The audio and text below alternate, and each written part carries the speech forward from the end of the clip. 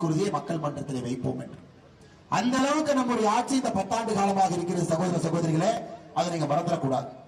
அடுத்து நீங்க திராவிட முன்னேற்ற கழகம் பாருங்க, நாம் இன்னைக்கு தொழில் வளர்ச்சிக்காக நின்று கொண்டிருக்கின்றோம்.